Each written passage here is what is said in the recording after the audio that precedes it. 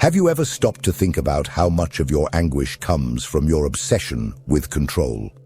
No, I'm not just talking about external control, work, bills, routine, but internal control, the suffocating need for certainties, to know what will happen tomorrow, to perfectly understand who you are, what you want, where you're going. Society has taught you to seek definitive answers, as if life were a mathematical equation.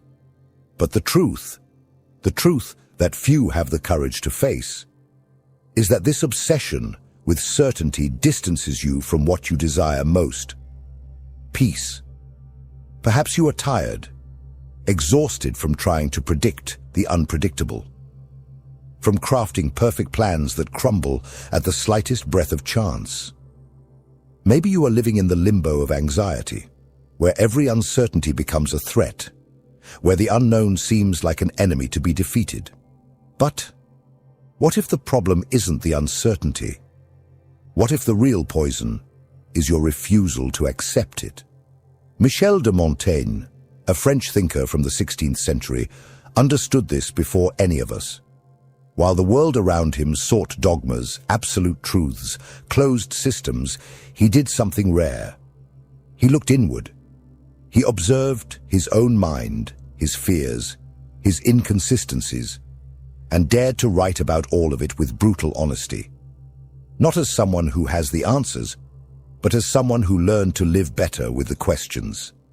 And that's what you need now. No more certainties, but a new relationship with what cannot be controlled.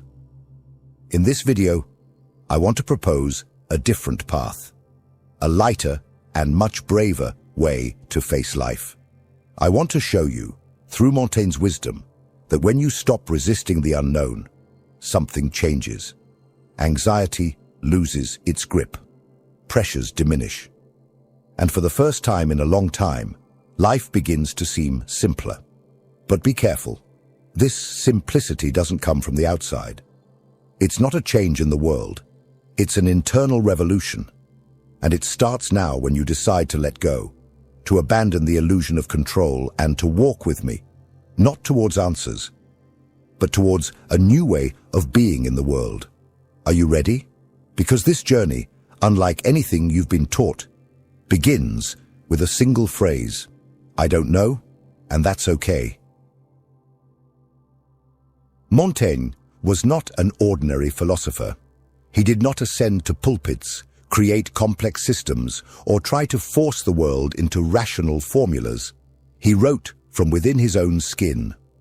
Sitting in his library, surrounded by books and silence, Michel de Montaigne decided to investigate the most unstable and mysterious object that exists: himself. His texts are not treatises, they are mirrors. He did not write to convince you, but to invite you, to think, to doubt, to question, to look within yourself without fear. Or rather, despite the fear. Unlike other thinkers who sought universal truths, Montaigne embraced the opposite. He did not know.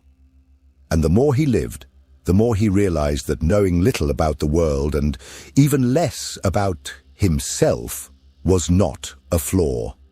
It was a rare wisdom. Que sais-je? He constantly asked. What do I know? Not as a provocation, but as a starting point, because admitting ignorance for him was not an intellectual failure.